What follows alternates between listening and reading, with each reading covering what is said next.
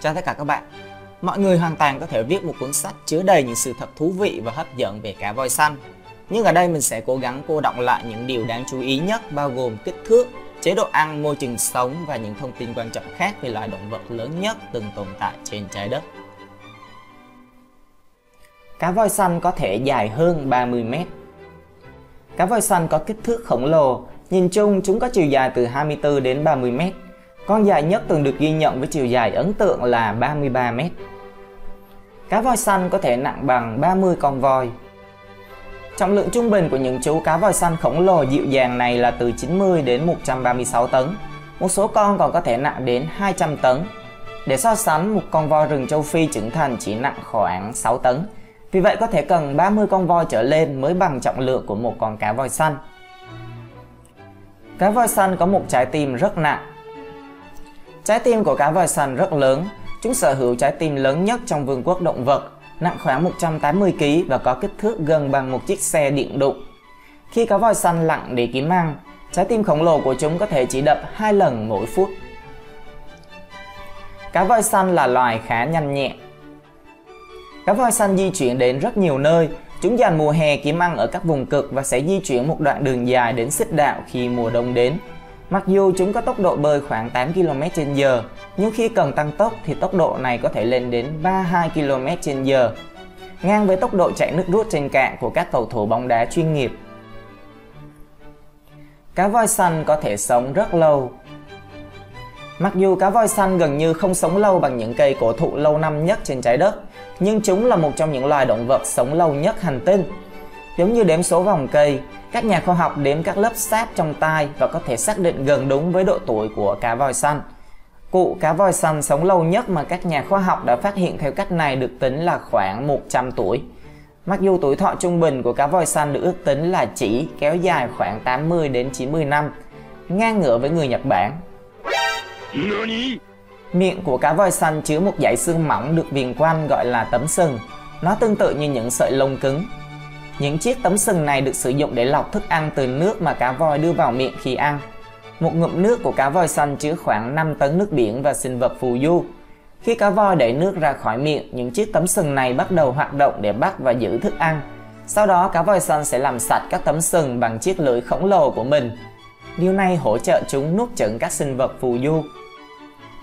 Lưỡi của cá voi xanh to bằng một con voi. Ngoài việc làm sạch các nhuyễn thể khỏi tấm sừng trong miệng, cá voi xanh còn có chiếc lưỡi nặng tương đương một con voi hoặc một chiếc ô tô thông thường. Cá voi xanh hiếm khi kết bạn. Mặc dù thông thường chúng chỉ bơi quanh các đại dương trên trái đất một mình hoặc đi theo cặp, nhưng thỉnh thoảng cá voi xanh sẽ bơi thành đàn nhỏ. Ở những nơi có sẵn thức ăn có thể có tới 60 con cá voi xanh bơi cùng nhau. Cá voi xanh không chỉ là động vật lớn nhất thế giới mà còn là loài ồn ào nhất. Tai người không thể nghe thấy tiếng của cá voi xanh khi chúng ở dưới nước, nhưng cá voi xanh lại tạo ra tiếng ồn lớn nhất so với bất kỳ loài động vật nào, lên tới 188 decibel, to hơn cả động cơ phản lực. Cá voi xanh giao tiếp với nhau bằng những tiếng than vang, rên rỉ và xung âm ở tần số thấp. Chúng có thính giác đáng kinh ngạc.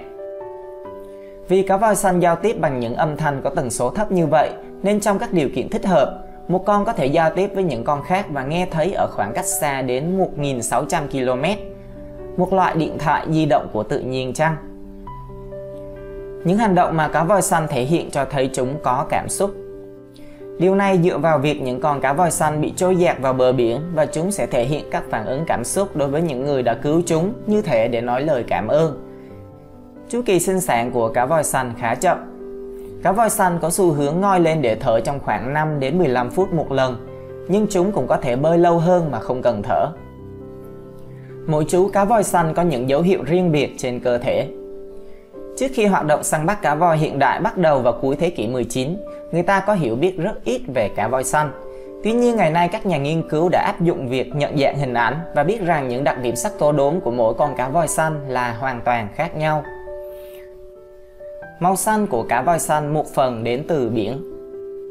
Mặc dù cá voi xanh được biết đến rằng chúng có màu xanh đậm, nhưng khi ở trên mặt nước thì chúng thực sự có màu xám. Khi cá voi xanh lặn xuống nước, màu xanh của nước và ánh sáng từ mặt trời khiến chúng trông có màu xanh đậm hơn so với thực tế. Cá voi xanh thực sự là loài cá voi có màu xám xanh cộng thêm những cái đốm. Mặt dưới thường có màu xám nhạt hoặc trắng vàng. Màu vàng ở bụng là do sự tích tụ của tảo cát, một loài tảo biển đơn bào cực nhỏ trong dòng nước lạnh.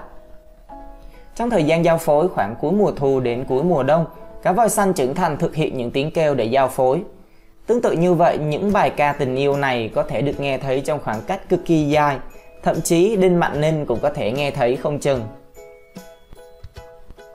Cá voi xanh có bộ cách nhiệt thích hợp giữ ấm cơ thể.